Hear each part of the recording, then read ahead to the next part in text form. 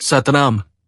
हे सत्पुरुष, हे सतनाम, जीवन का आधार है। 3 राहगीर रास्ते पर एक पेड़ के नीचे मिले। तीनों लंबी यात्रा पर निकले थे। कुछ देर सुस्ताने के लिए पेड़ की घनी छाया में बैठ गए। तीनों के पास 2 झोले थे। एक झोला आगे की तरफ और दूसरा पीछे की तरफ लटका हुआ था। तीनों एक साथ बैठे और यहावा की बातें करने लगे, जैसे कौन कहां से आया, कहां जाना है, कितनी दूरी है, घर में कौन कौन है। ऐसे कई सवाल जो अजनबी एक दूसरे के बारे में जानना चाहते हैं। तीनों यात्री कद काठी में सामान थे, पर सबके चेहरे के भाव अलग अलग थे। एक बहुत थका निराश लग रहा था, जैसे यात्रा ने उसे बोझिल बना दिया हो। दूसरा थका हुआ था पर बोझिल नहीं लग रहा था, और तीसरा अत्यंत आनंद में था। एक दूर बैठा महात्मा इन्हें देख मुस्कुरा रहा था। तभी तीनों की नजर महात्मा पर पड़ी और उनके पास जाकर तीनों ने सवाल किया कि वे मुस्कुरा क्यों रहे हैं।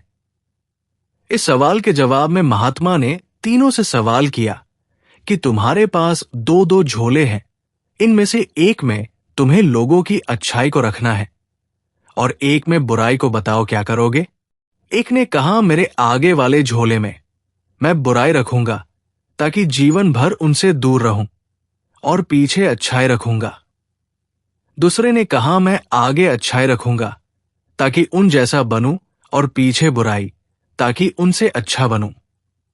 तीसरे ने कहा, मैं आगे अच्छाई रखूंगा ताकि उनके साथ संतुष्ट रहूं, और पीछे बुराई रखूंगा और पीछे के थैले में एक छेद कर दूंगा, जिससे वो बुराई का बोझ कम होता रहे हैं और अच्छाई ही मेरे साथ रहे, अर्थात वो बुराई को भूला देना चाहता था। ये सुनकर महात्मा ने कहा, पहला जो सफर से थक कर निराश दिख रहा है, जिसने कहा कि वो बुराई सामने रखेगा, वो इस यात्रा के भांति जीवन से थक गया है, क्योंकि उसकी सोच नकारात्मक है, उसके लिए जीवन कठिन है। दूसरा जो थका है पर निराश नहीं, जिसने कहा अच्छाई सामने रखूंगा पर बुराई से बेहतर बनने की कोशिश में वो थक जाता है, क्योंकि वो बेवजह की होड़ में है। तीसरा जिसने कहा वो अच्छाई आगे रखता है और बुराई को पीछे रख उसे भुला देना चाहता है, वो संतुष्ट है और जीवन का आनंद ले रहा है। इसी तरह वो जीवन यात्रा में खुश है। जीवन में जब तक व्यक्ति दूसरों में बुराई को ढूंढेगा, वो खुश नहीं रह सकता। जीवन भी एक यात्रा है जिसमें सकारात्मक सोच जीवन को खुशहाल बनाती है। जीवन में क्रोध सबसे बड़ा बोझ है और क्षमा सबसे सुंदर और सरल रास्ता जो जीवन को बोझहीन बनाता है। सत्यजीत बनर्जी।